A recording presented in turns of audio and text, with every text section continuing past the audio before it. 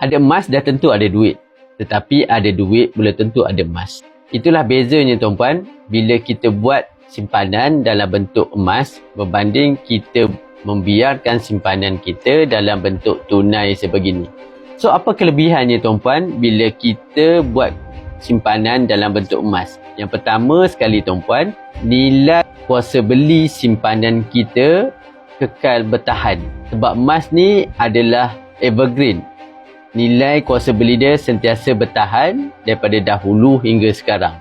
Berbeza tuan-puan, kalau tuan-puan membiarkan simpanan tuan-puan dalam bentuk tunai sebegini, nilai kuasa beli simpanan tuan-puan tu akan berkurangan setiap tahun. Sebagai contoh tuan-puan, tuan-puan simpan RM5,000 dalam bank, dalam ASB, dalam tabung haji atau dalam mana-mana saja instrumen keuangan, RM5,000 pada hari ini nilai kuasa beli dia takkan sama. Tetapi tuan-puan, berbeza bila kita buat simpanan dalam bentuk emas, nilai kuasa beli emas kekal bertahan daripada dahulu hingga sekarang.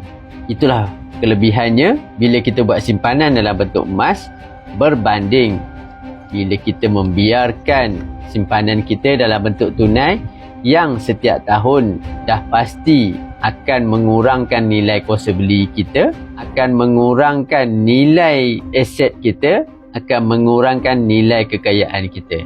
Jadi buatlah pilihan yang bijak, buatlah simpanan dalam jangka masa panjang dalam bentuk emas. Lebih kekal bertahan dan lebih menguntungkan. Semoga bermanfaat.